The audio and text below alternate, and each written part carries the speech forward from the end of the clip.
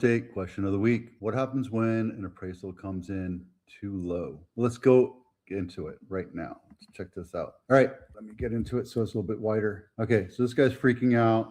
He's in a panic. We have four different types of main categories of contingency. It's the loan, the appraisal, property condition, and the need to sell your house. So you have the loan, you have the appraisal, you have property condition, and you have the need to sell. The seller need to, or a buyer need to sell a house in order to qualify for the loan. And if the appraisal doesn't come in, then you don't qualify for the loan. And if it's an a VA, and the property condition has huge amounts of section 1, then you don't qualify for the loan. So it really pivots all on the. So basic breakdown, he's panicking, he wants to move, he's at 315 and the appraisal came in at 290. Pretty big difference, especially at that price point. And it sucks, but sometimes that happens. But if you have a contingency in place, the appraisal contingency, then you're okay. You can go back to the seller and say, you know what, I'm going to back out unless you can help me out here. And there's three ways to deal with this, right? As the seller, he can tell you no, or two, he can say, yes, I'll take care of it, or I'll lower the price to 290, or three, let's meet halfway in the middle. Depends how flush you are with cash, how much money is in the bank,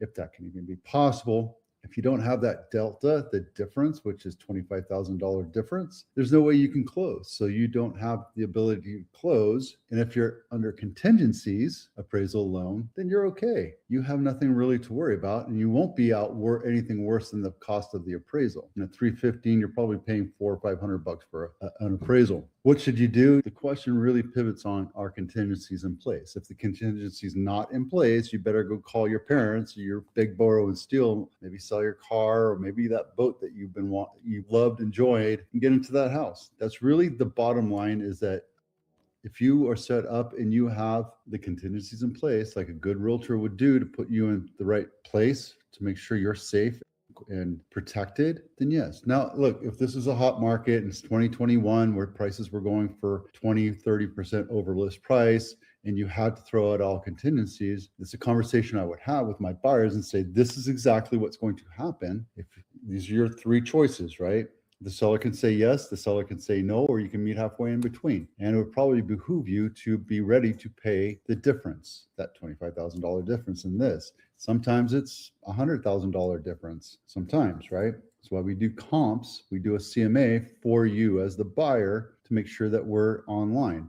And I share that with the loan agent, my loan agent, or your loan agent, and I make sure that they're aware of what's going on. And if you're a few percent away, then it's not really something to worry about. But if you're that far apart, $25,000 on a $300,000 deal, it's enough to call it like 5% or so, maybe 3%, 5-6%. Point is if you use an agent and they protect you, then you're okay. If you use an agent and they don't know what they're doing, or they're desperate and they have commission breath and they stick you into this deal without contingencies, then that's going to be painful for you. And I apologize. And there's not much you can do about it because you signed a legal contract. That legal contract is binding, and that's where you are. So hopefully have a good agent that works with you. Tomorrow we're going to talk about in contract, but job fell through due to job loss. What are my negotiation options? It's going to be great. As we get older, we have to take care of our parents some way, shape, or form. And it's either putting them in the ground or putting them into an old folks home or an active adult community. And it just is what it is. And getting rid of your house, your parents' house, might be an option. There's different things that we can talk about. Sometimes that's not the smartest option, because if you have a huge amount of equity built into that, you're going to pay capital gains tax until one of the parents pass away.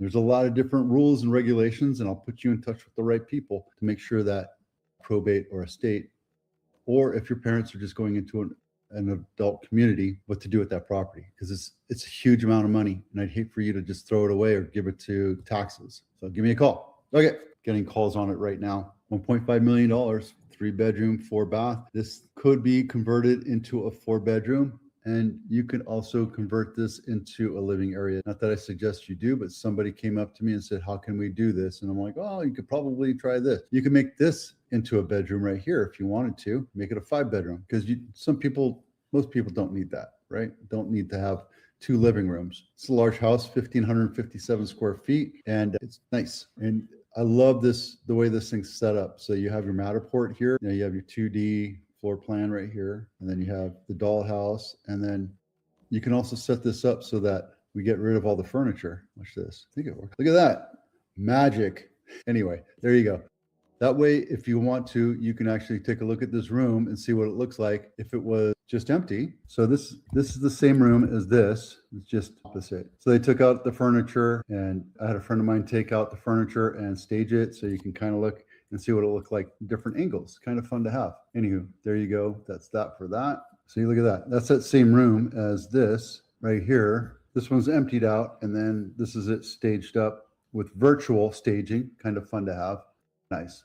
And there you go. And then 40 days on market, we're 121 homes. That number's ticking up right now, but that's because we have a lot of homes that didn't sell November, December, January, and they're all starting to sell here. Now that we're in March, we're going to see these numbers kind of dwindle out. We did have a lot of houses cancel out, et cetera, over the last time.